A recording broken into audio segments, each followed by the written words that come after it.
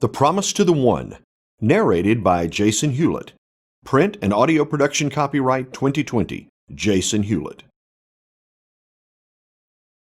The Promise to the One. Preface. The woods are lovely, dark, and deep, but I have promises to keep, and miles to go before I sleep. Robert Frost. Think back to when you were a child. Did you have dreams that you would do great things? That you were meant for something magnificent? That you would leave a legacy that would be remembered by future generations? These dreams never go away. They're always present, hidden under the noise of the everyday. Sometimes we are gripped with sudden anxiety, a memory of our childhood ambitions that quickly turns to guilt. This shift results from a fear that we will wake up, or already have woken up, to realize that we are living a life we weren't made to. Maybe fear and guilt aren't strong enough words. Possibly lifelong regret and dissatisfaction are more like it. Facing this reality is like staring at your evil twin and evaluating all their missteps and shortcomings in life in relation to what they could have become, only to realize that you are in fact the twin who didn't stack up. At some moment in your life, you made a subconscious promise to yourself as to whether you would lean into your gifts and develop them and do whatever it took to keep this promise, or whether you would allow life to gobble your ambitions, aspirations, and greatest dreams and stick you in the mediocrity line. And yet here you are, only scratching the surface of your potential, your greatest purposes still unfulfilled. So often we are upset about how the world seems to have broken its promise to us, as if life is just so tough and unfair and filled with unreliable people who are constantly letting us down. The truth of the matter is, our failed commitments are the problem. When we break the promise to ourselves, we have broken our promise to the world. The promise to the one is a reminder of your original promise to yourself about what you would make of your life. It is also a call to action, a call to become a legendary leader by developing an unshakable dedication to magnifying your signature moves, the unique talents you've been given to better your life as well as the lives of your family, community, and even the world. You will receive within the following pages a formula for assessing your past actions, altering your current path, and keeping the promise you once made. This drive towards self-knowledge and purposeful action is the identify, clarify, magnify process that you'll learn in Chapter 2 of this book. A series of simple steps that will completely change the way you live every day from now on. You will go from someone who ends the day wondering what you did and questioning whether it was of any worth in terms of your work and fulfillment to the type of person who can be counted on for anything and who receives opportunities, has happiness, and lives a life of complete joy and gratitude. You will be the one who is trusted by your peers to give counsel, mentor, and serve on the highest level. You will be the kind of spouse who is cherished and cared for and spoken of lovingly and admiringly, even by your spouse's friends. You will be the kind of mom or dad that every kid would want to have. You will have a career that makes a difference in the world, that serves exponentially, that provides in your stewardship, and that gives you life's great reward of work well done, every single day. You will grow your faith and relationship with God and the universe. You'll be able to look in the mirror and love what you see, a fine wine in the aging process, self-loving and self-forgiving. You will learn to master your processes, systems, behaviors, and habits. How can all of this be promised to you in one simple book? Well, it's not a promise I make here. It's just a matter of fact. If you will put into application what you read moving forward, then you will make these changes, really mental shifts, yourself. It's not a promise from me, it's your promise rediscovered in yourself. Leading you on this journey is my life's purpose, one that I've been pursuing ever since I was a child. Even when I went to bed as a kid, I remember lying there looking at the ceiling, saying to myself, I promise to find a way to help others find their greatness. There is a legend in every person. You have signature moves that will change the world if you're willing to magnify them. You have a promise to share them with the world. This is the promise to the one. The Promise Journal. If you're like me, you've found that you have broken many promises to yourself. This book is your wake-up call to the importance of those commitments. Your happiness, your relationships, your career, and your legacy all are at stake. Will you cultivate and share the gifts that you've been given so that you can live out your greatest promise to self, to live out your calling? Oftentimes, the reason we fail to keep these promises is because we simply forget that we made them in the first place. As Friedrich Nietzsche wrote, one must have a good memory to be able to keep the promises one is given. That is why it is crucial for you to buy and begin using a promise journal, in which you'll record and track your promise progress. A promise journal will enable you to become one of the rare individuals and leaders on the planet who diligently and actively keeps the promises you've made to the world. Whether you use a physical book or a digital journal, you'll want to commit to writing in it regularly, to start once per week, and more as the practice becomes integral to your routines and well-being. Have this journal by your side as you read this book, which will guide you through the process of identifying, clarifying, and magnifying your talents, and so living out your promises daily. Beyond being a practical method of mapping your journey, your promise journal will provide the necessary mindset to live the promise at the level you are committing to do so. To begin this process, visit jasonhewlett.com/The Promise Journal Guide to access your free Promise Journal Guide, including a promise process evaluation resource to help you determine your core promises that the journal will help you live out. Discover your greatness, identify and remember your purpose, and live it out to bless the world as only you, the one, can.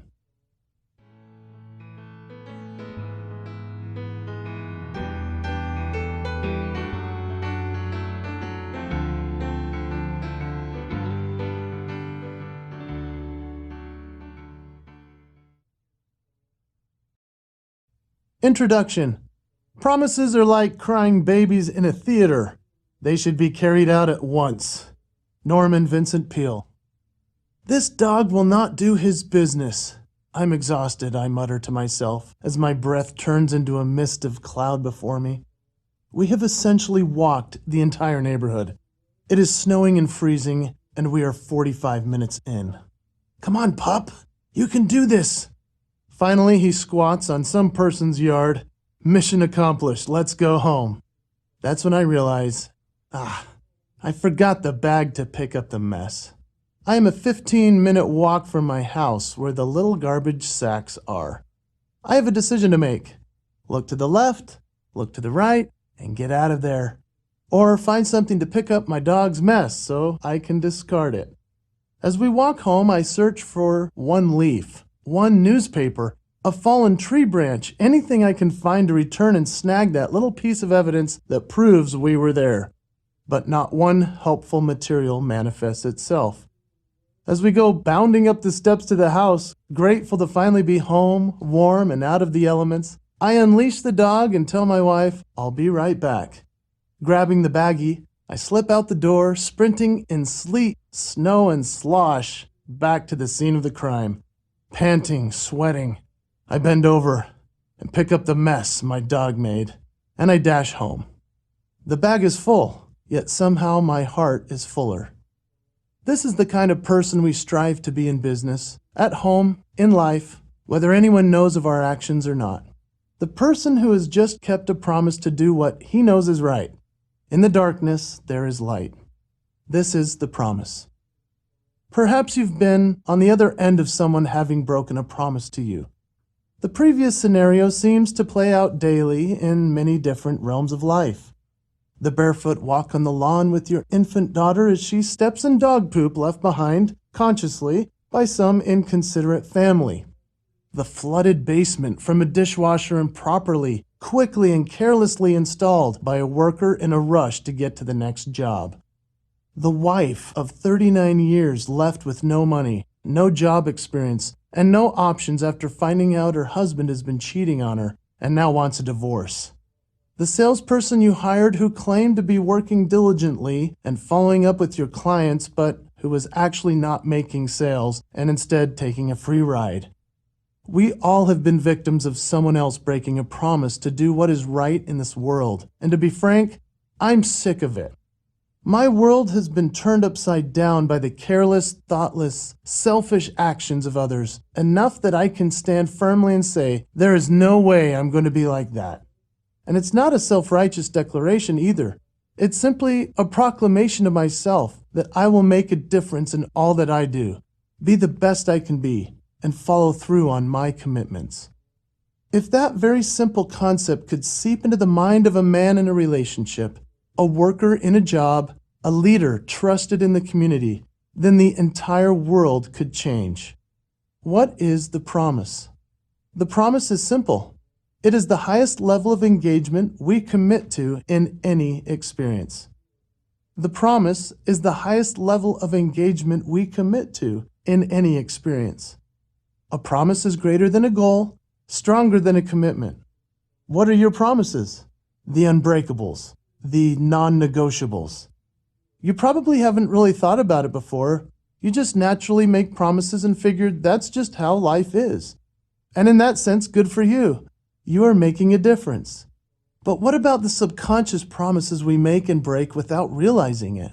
Such as telling a friend we'll be there and ready for a workout at 6:30 a.m. and the alarm goes off at 6 in the morning after you've been up all night with a sick child. Now it becomes a question of values. Keep a promise to your friend and show up groggy and dead to the world, potentially damaging your own health even further, but at least you made it. Or keep a promise to yourself and get some rest. Not every situation is like this, but there is a give and take. And often the person keeping the promise, you, the one, is left with the short end of the stick. When we get right to the heart of discussing why the promise is so important, it comes down to one thing. When a promise is broken, there is usually a mess left behind.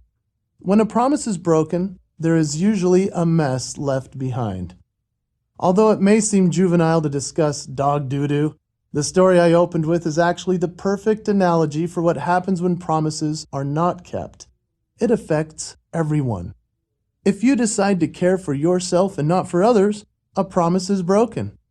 If you choose to care for others instead of yourself, a promise has still been broken. So within that choice, this level of living the promise-committed lifestyle is wherein lies the character, integrity, and person you truly have become. This book is not meant to punish shame or guilt. However, there will be moments when you will need to stop and ask yourself, can I fix what I've done? And there will be other times when you'll just have to forgive yourself or someone else, recommit, and move forward. Most of all, this book aims to provoke thinking of a higher nature, rather than simply becoming another book of words to read and skim over. My promise is to write a book worth reading that will make you stop and think, and that will encourage you to question your level of integrity. By no means am I claiming to be on the high horse, yet in the act of writing this book, I am committing to living the promise at the greatest capacity I can. I invite you to join me in striving to live fully the promise.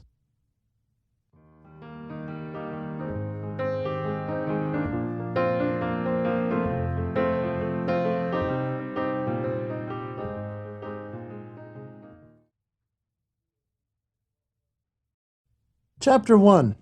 Character. I believe in the sacredness of a promise, that a man's word should be as good as his bond, that character, not wealth or power or position, is of supreme worth. J.D. Rockefeller. What would you give to accomplish your life's one greatest dream?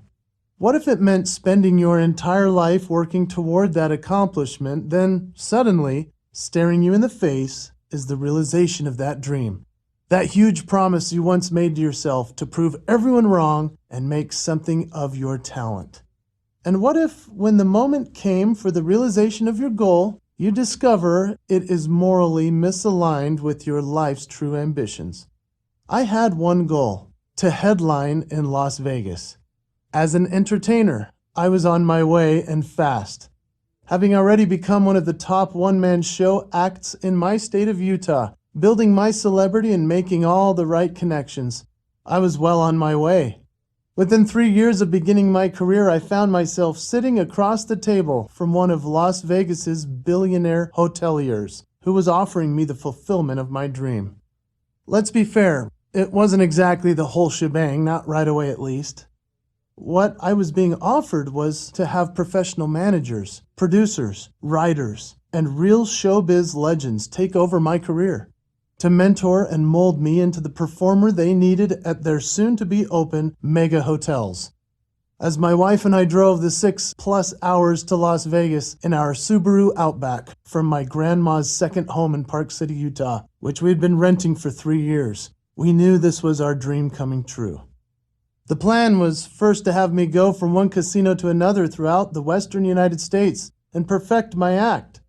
We had seen the shows they had produced, and they were the best between Lake Tahoe, Southern California, and Las Vegas. They would lock me in for life. I was to commit my career to their care and tutelage. The vision was drawn before me. Your name will be on taxis, on billboards, at the airport, and on the Strip. You just have to listen to our advice, perform what we tell you to, and you'll become the next Danny Gans of Las Vegas.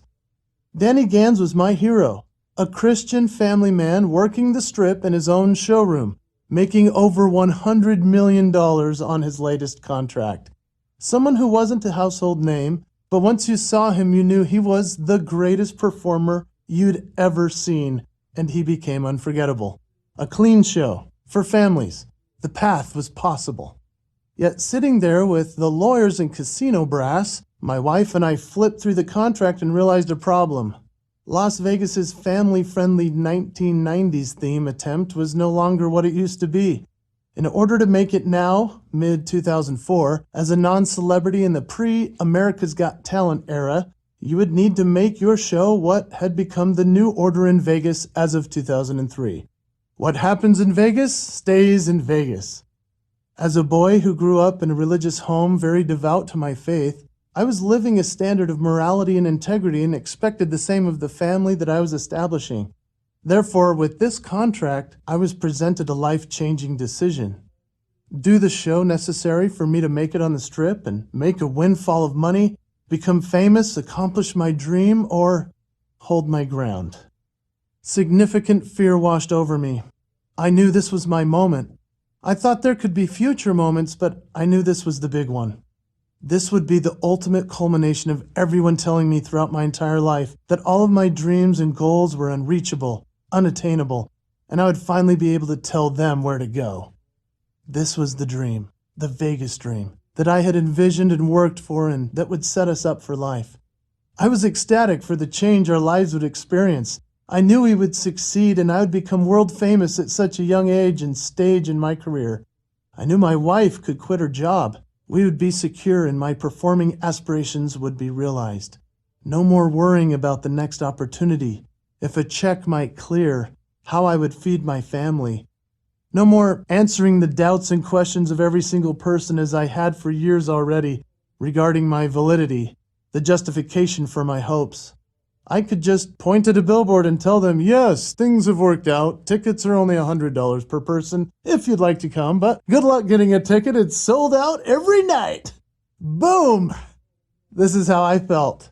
Pure validation, vindication, victory. And then the reality hit as I realized what I would be trading and what could possibly happen if I fell into the patterns those before me had. From my knowledge of the industry and those enjoying the successes that I knew I would upon performing well, it was apparent I would need to fend off every physical and worldly addiction, habit, and downfall that none who went before me had successfully navigated. Even if those typical addictions weren't on my radar, they hadn't been on the checklist for my heroes either, and yet they still succumbed. What of my family? With no children yet, we could create whatever we wanted whenever we wanted, this new little family of ours. Yet look at those already performing nightly. Not to judge their choices, but it was telling. No one was married to the original spouse with whom they had begun their careers. Few remained in their faith. If the entertainers themselves hadn't fallen into drugs, gambling, and adulterating, their children had grown up with too many luxuries and were ruined for life. The import of the decision for me was mighty.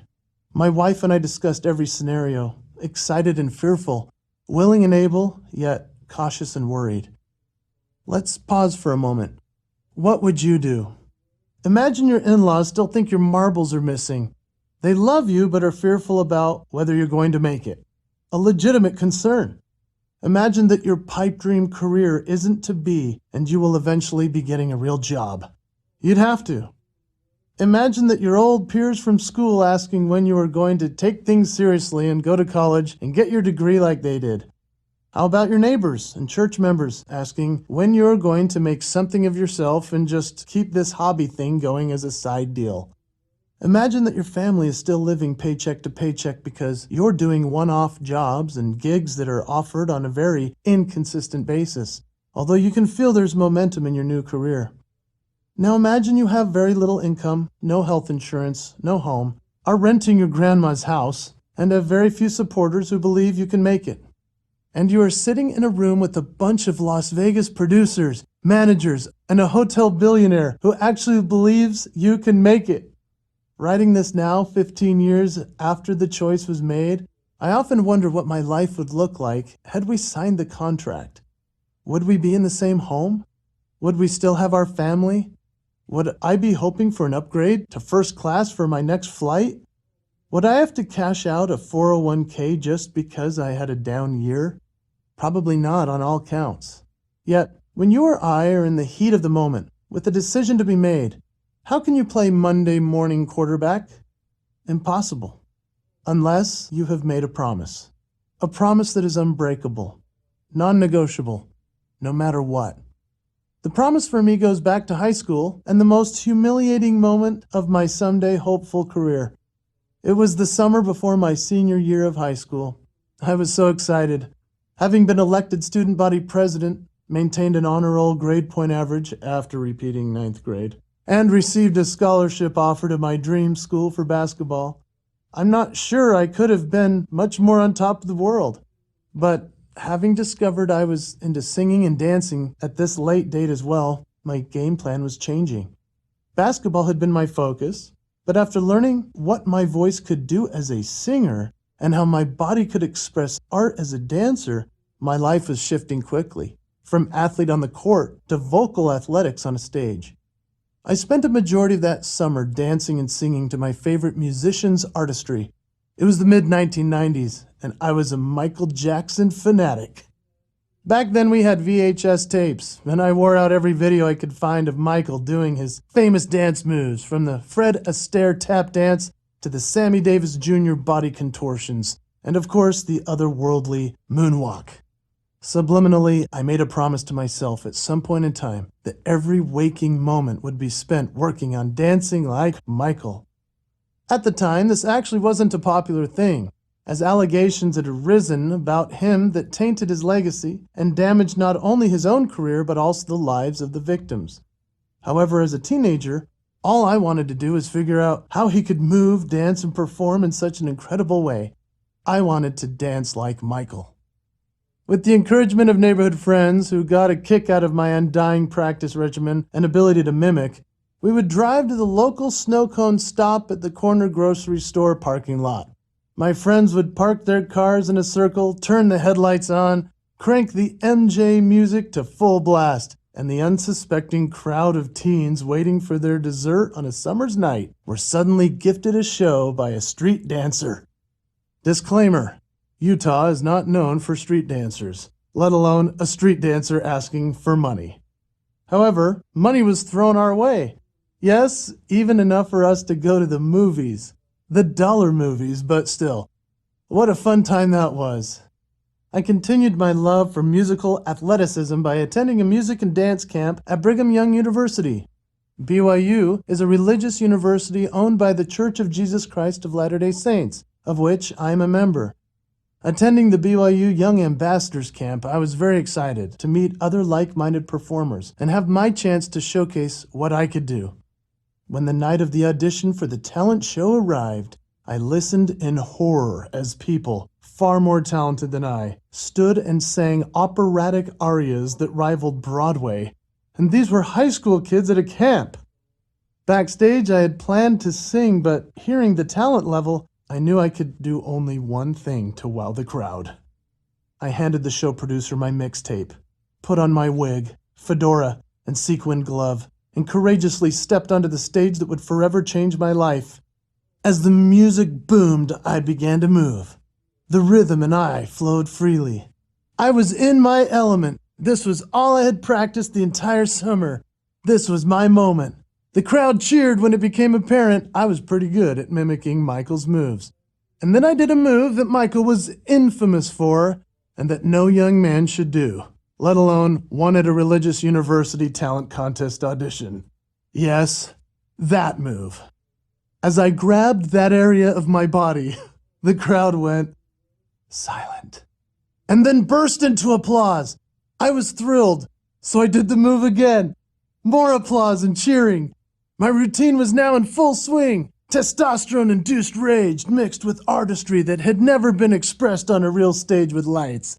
I had found my calling. As the medley of music came to a close, instead of simply ending with my arms out, as per another signature move of the great MJ, I chose something more dramatic that I had seen him do but had never tried. Spin, fall to knees, rip off shirt, high-pitched screams, stand, arms out. The crowd leapt to their feet. My peers, the attendees, were losing their minds. Clearly, I had received the largest, most impressive ovation of the night and was sure to win the contest the next night for the parents to enjoy. High-fiving participants who were now fearful to take the stage following the complete mopping of the floor with the show that I had done. I was on cloud nine. Hugs, cheers, they continued. And then I saw the camp director, the famous and acclaimed leader who had taught us all week. He wasn't smiling. I went for the old, "So, what do you think?" baiting him for the compliment I knew was imminent. Arms folded, he leaned toward me and said, "Young man, you are disqualified from the talent show." Stunned, I had no idea why or what he was talking about. "Why?" I protested. "I just received the best response of the night. In fact, no one has ever done anything as good as that on this stage. I just won the talent contest and it's over." He looked at me and said with power and authority, "You have been raised to know what is right and what is not. You know the standards of this school. You know who you represent as a man of God. That was the opposite of everything we stand for and everything you stand for. Just because the audience is cheering and encouraging those types of moves doesn't mean you should do them. You need to choose what type of performer you're going to be. You know better. You're disqualified." I had never been more incensed. Everyone else was confused as well. It was just assumed not only that I would get to be in the talent contest, but that I was going to win it. Instead, I went back to my room and sat on the bed, shirt torn, sweat dripping from my chest. I looked across the room at the window, only to see the reflection of myself. In this moment, I could choose whether I was right or he was. What a jerk. How embarrassing. What does he know? And I sat there, sulking, sad for myself, cheated, and then reflective, contemplative, and quite rapidly it was confirmed in my heart. He is right. I know better. I went too far. I should have never done those moves, even though the crowd was cheering and egging me on. My parents had asked me not to do those moves when they had caught glimpses of my practicing. My friends had suggested I may want to strike them from the routine. But I wanted the performance to be authentic and incredible. And I made the choice to go for it at that event. And they loved it. And yet, I actually knew better. Removing my shoes, setting my glasses, hat, wig, and glove on the floor, I reflected on my dream. Concerned that I would be shackled my whole life with rules, commandments, and governance of some standard of living that felt completely unreasonable. But as I thought about it, I realized maybe those guidelines actually were the best for me to live by and fully commit to.